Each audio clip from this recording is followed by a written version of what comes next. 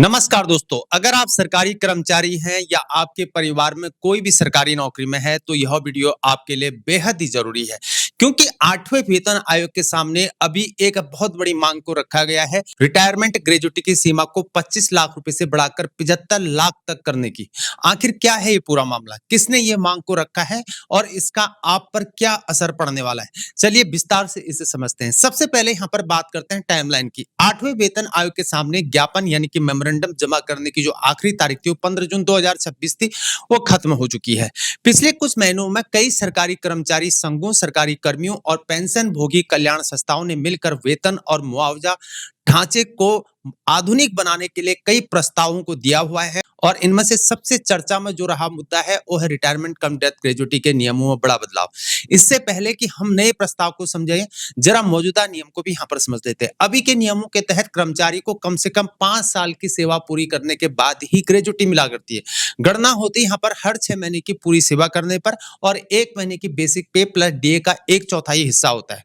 गुणक की जो सीमा होती है वो होती है कर्मचारी की कुल परिलब्धियों का 16.5 गुना होता है और सबसे ऊपर एक पूर्ण सीमा यानी कि 25 लाख रुपए की कैपिंग है। चाहे गणना जो भी यहाँ पर निकले, इससे ज्यादा नहीं मिलेगा वाला सिस्टम। यानी अभी तक ये सिस्टम एक भरोसेमंद सेफ्टी नेट तो यहाँ पर आया, लेकिन हितधारकों का यहाँ पर ये कहना है कि ये बढ़ती हुई महंगाई और रिटायरमेंट के बाद के मेडिकल खर्चों के साथ तालमेल नहीं बिठा पा रहा है। अब बात यहाँ पर करते हैं असली मुद्दे की, क्या बदलाव यहाँ पर मांगे जा रहे हैं। आपके सामने एक चार्ट दिख रहा है, उस चार्ट पर आप नजर डालिए। पैमाना कॉलम और अभी का कॉलम और जो प्रस्तावित है जो मांग रखी गई वो कॉलम में। पैमाना अभी जो पूर्ण सीमा है वो 25 लाख रुपए की कैपिंग का है, लेकिन जो प्रस्ताव रखा गया है वो रखा गया यहाँ पर 50 लाख रुपए से 75 लाख रुपए तक का। गणना की दर जो होती है अभी जो है, जो सिस्टम अभी चल रहा है वो 1/4 महीने बेसिक पे का प्लस डीए, ठीक है ना। और लेकिन जो डिमांड की है 1/3 या 1/2 महीना बेसिक प्लस डीए का, ठीक है, प्लस डीए।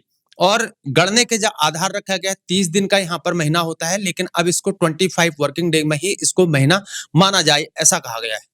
और जो गुणक की सीमा होती है अभी है 16.5 का गुना होता है, लेकिन इस सीमा को हटा दिया जाए या तो इसे 32 गुना तक कर दिया जाए, ये प्रस्ताव में मांगा गया है। यानी अगर ये प्रस्ताव लागू हो जाते हैं दोस्तों, ये सिर्फ एक छोटा सा बदलाव नहीं होगा, बल्कि पूरे ग्रेच्युटी ढांचे का ये पुनर्गठन होगा।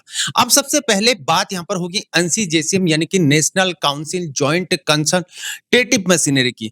इन्होंने सबसे यहाँ पर जो एग्रेसिव प्रस्ताव यहाँ पर रखा है, पूर्ण सीमा को 3 गुना बढ़ाकर सीधे यहाँ पर 75 लाख रुपए की कैपिंग करने की मांग की गई है। साथ ही गणना का आधार जो है 30 दिन की जगह पर 25 वर्किंग डे में ही महीने को माना जाए और हर 6 महीने में आधे महीने की बेसिक प्लस डीए देने का प्रस्ताव भी है। और सबसे बड़ी मांग यहाँ पर है 16.5 गुना की गुणक सीमा को पूरी तरह से हटाना है।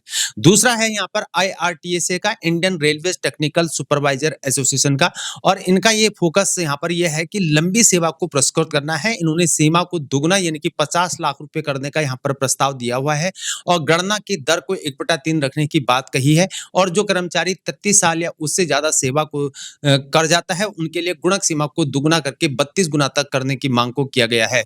और तीसरा यहाँ पर है RSCWS, retired and senior citizen welfare society का।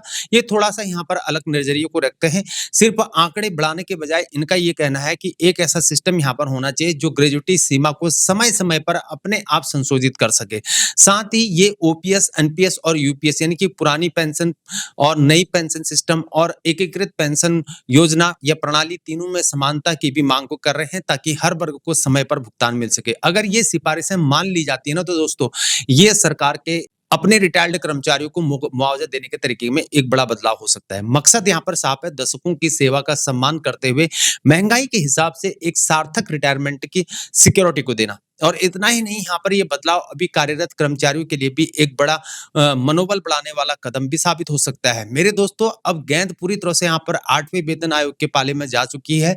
आयोग को इन कल्याणकारी मांगों को सरकार की राजकोषीय सीमाओं के साथ संतुलित यहाँ पर करना होगा। लेकिन इतना तो तय है कि यहाँ पर विभिन्न कर्मचारी जो संघ है उनके बीच जो यहाँ पर कम्युनिकेशन एकजुटता दिख रही है, वो बदलाव के लिए एक मजबूत संकेत को देता है। मेरे दोस्तों, अगर आपको ये जानकारी अच्छी लगी है तो वीडियो को लाइक करिए, हमारे चैनल को सब्सक्राइब करिए, वीडियो को शेयर कीजिए और कमेंट्स में हमें बताइए कि आपके हिसाब से ग्रेच्युटी की जो सही सीमा होनी चाहिए वो कौन सी होनी चाहिए। मिलते हैं नेक्स्ट वीडियो में, तब तक के लिए धन्यवाद। मैं हूं हीरा परियार। जय हिंद, भारत माता की जय।